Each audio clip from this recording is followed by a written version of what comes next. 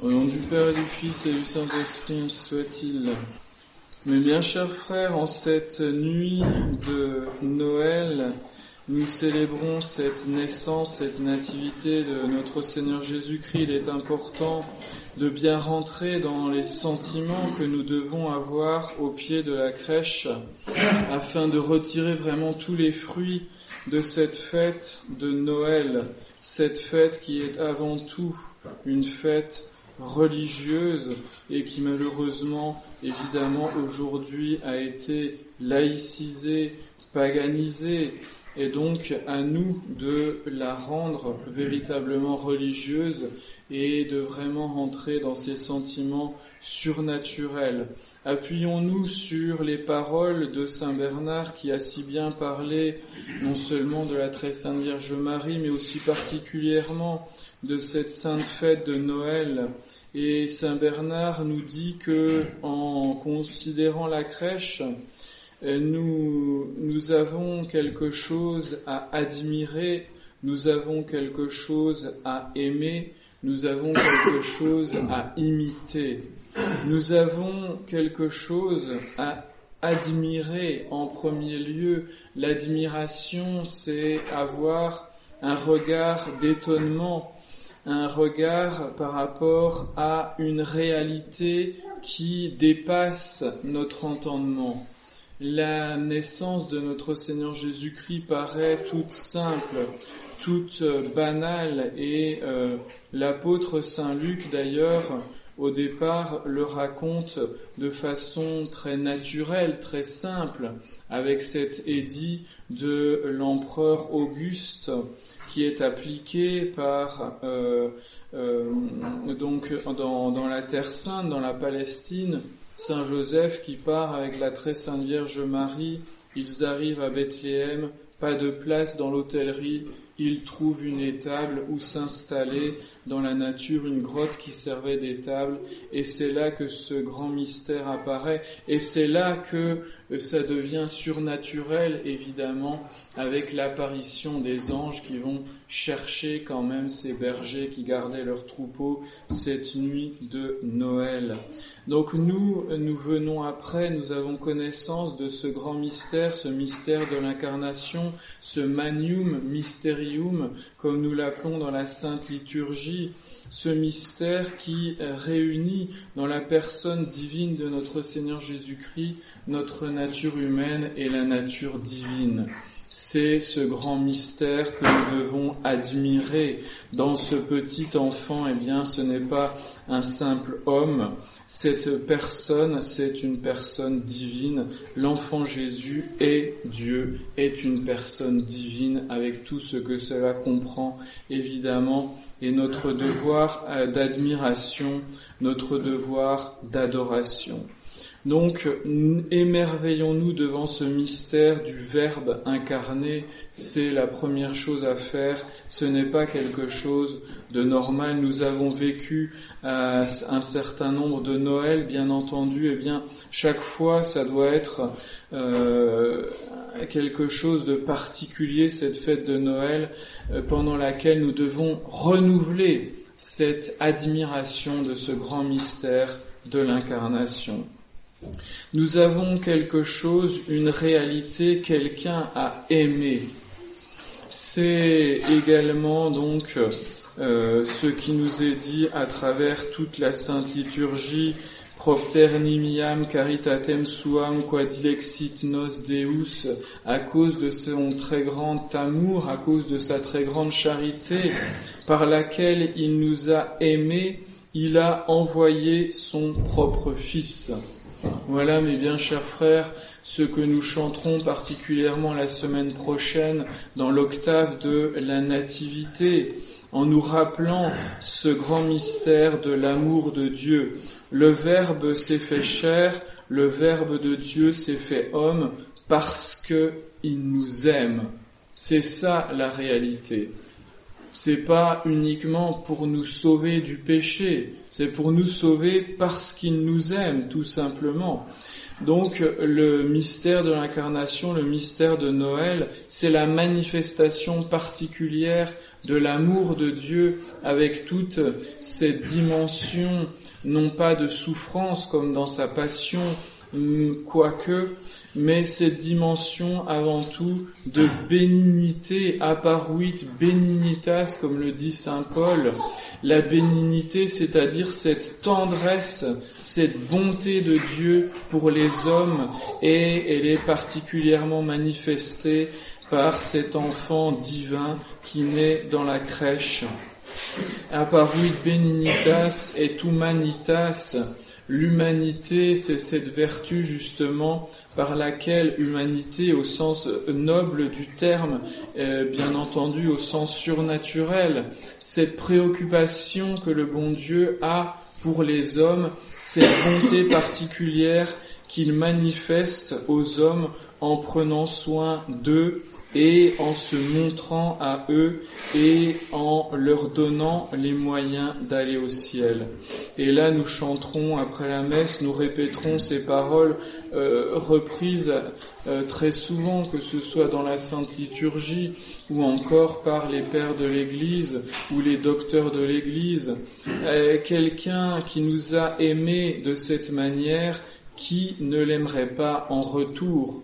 Comment? Et malheureusement, c'est vrai que nous le voyons aujourd'hui de plus en plus, soit un dédain, un mépris de notre Seigneur Jésus-Christ, de notre sainte religion, ou pire même, de la haine. Mais comment est-ce possible? Comment est-ce possible quand nous regardons ce grand mystère de la nativité de notre Seigneur Jésus-Christ? Comment est-ce possible? C'est inimaginable d'avoir cette haine de notre Seigneur quand nous voyons ce petit enfant dans la crèche. Et pourtant, nous la verrons déjà dans quelques temps avec la haine du roi Hérode. Il y a des gens qui ont cette haine parce qu'ils estiment que notre Seigneur Jésus-Christ vient leur prendre quelque chose. Leur prendre quoi? Eh bien, leur prendre eux-mêmes. Et alors qu'il faut se donner à Dieu comme lui se donne à nous. Et c'est le troisième élément. Nous avons quelque chose à imiter. Si nous devons rendre l'amour que notre Seigneur Jésus-Christ nous a donné, particulièrement dans ce mystère de l'incarnation, nous devons le rendre d'une manière pratique.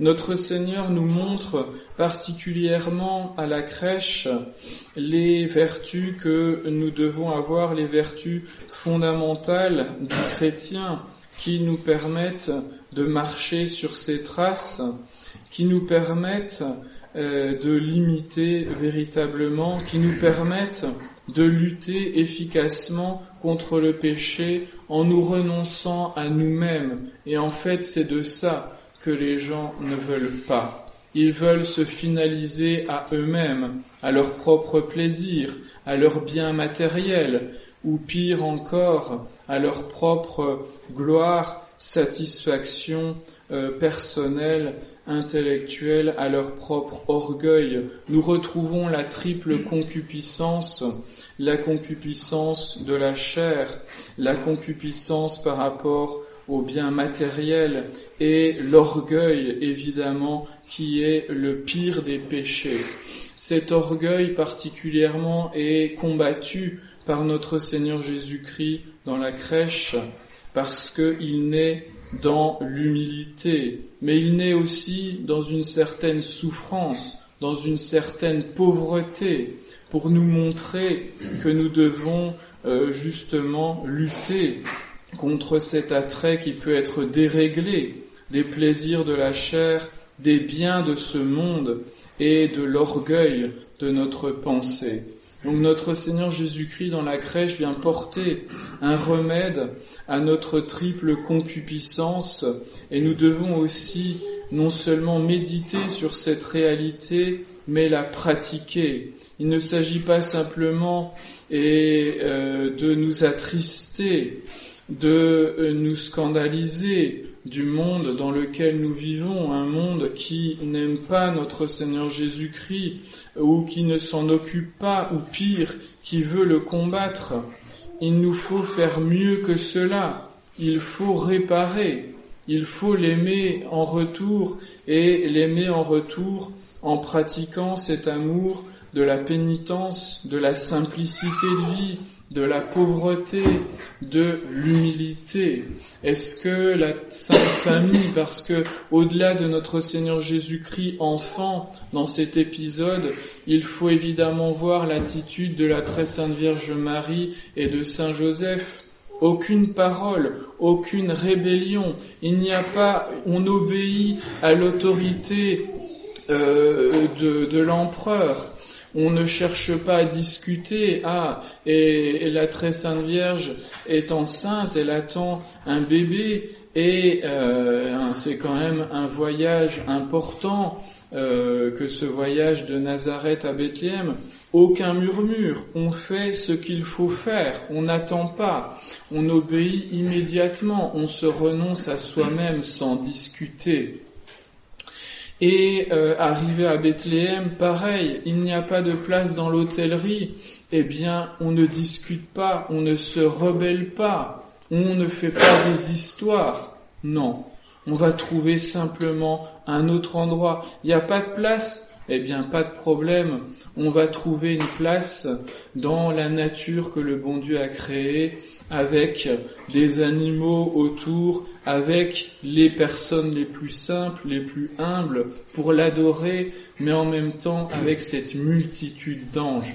Quelle leçon nous donne, mes bien chers frères, la Sainte Famille et notre Seigneur Jésus-Christ, cette leçon d'humilité. Donc rentrons bien, mes bien chers frères, dans ce mystère de la nativité de notre Seigneur Jésus-Christ, dans ce mystère de Noël, avec ces sentiments d'admiration qui découlent de notre vertu de foi, ces sentiments d'admiration qui découlent du fait que nous savons ce qui se passe. Nous savons que ce n'est pas un simple enfant, nous savons que c'est le Verbe de Dieu incarné.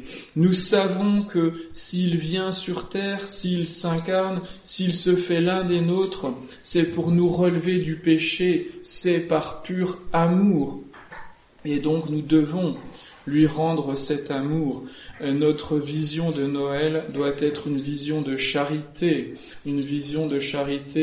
pratique qui doit transformer notre vie et d'une manière particulière. Ne passons pas à côté de cette fête de Noël sans véritablement en retirer ces fruits particuliers de conversion pour notre âme, de lutte contre le péché, contre la concupiscence, d'amour de la simplicité, de la pauvreté et surtout de pratique de cette humilité que nous a si bien montré notre Seigneur Jésus-Christ dans la crèche. Au nom du Père et du Fils et du Saint-Esprit, ainsi soit-il.